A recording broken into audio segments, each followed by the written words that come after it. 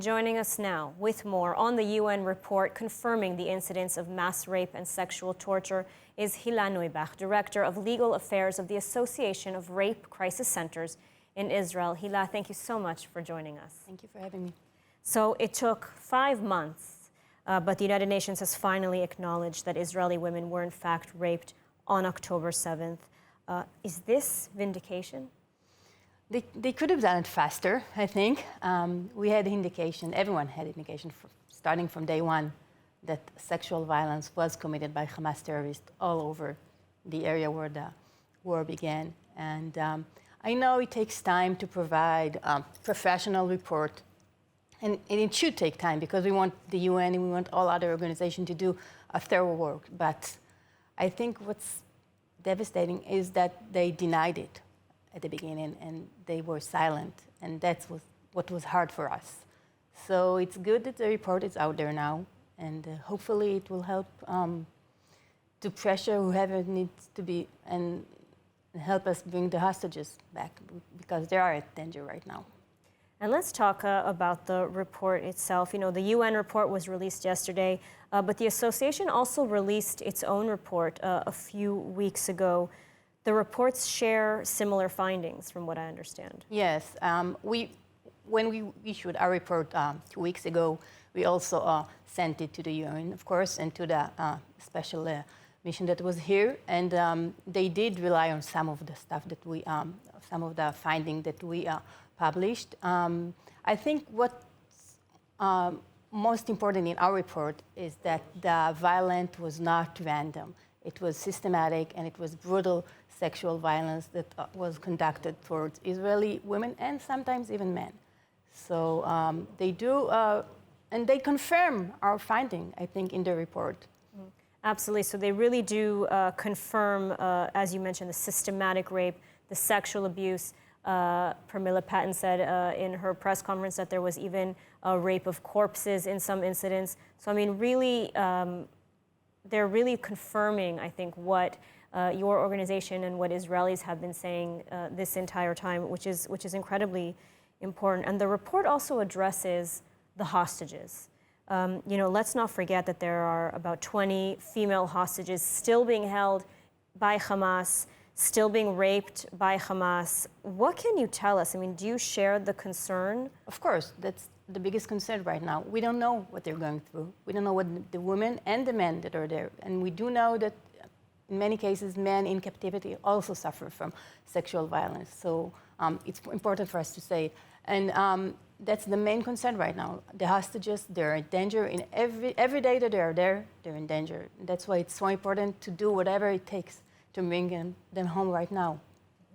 And, you know, as you said in the beginning, women's groups, including the UN, but women's groups all over the world have been absolutely silent these past 5 months.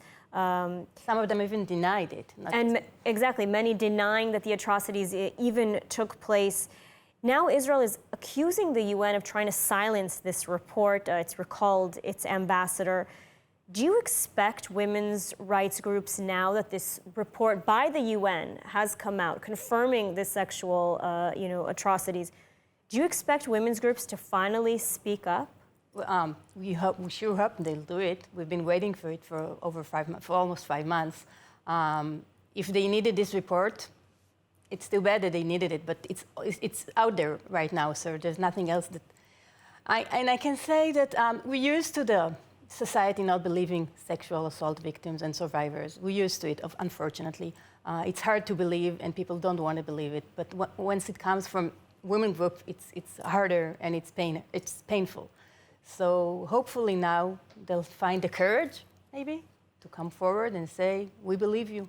Especially in the Me Too era, to not believe women simply because they're Israeli.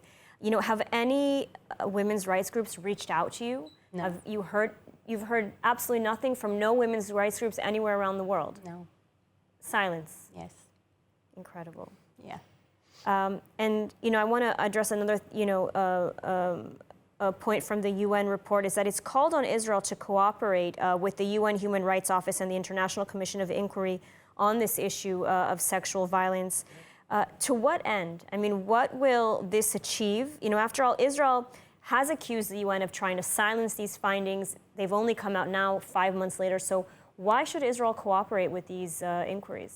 I think we should cooperate in whatever means that we can do to release the hostages. But the question is, what are the UN is looking for? Are they looking for more evidence?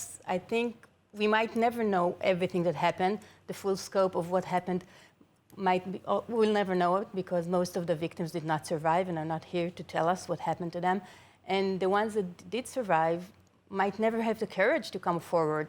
And even if they do, it might take a long time. We know that so victims and survivors of sexual assault, it takes time to come forward and to find the courage to talk about it and tell the world what happened to you. I don't know if anyone will ever have the courage to do it, and they have to focus on their well-being right now. So I don't know what kind of evidence they want us to provide more than they already have. So what kind of cooperation are they looking for? That's a question. It's an important question.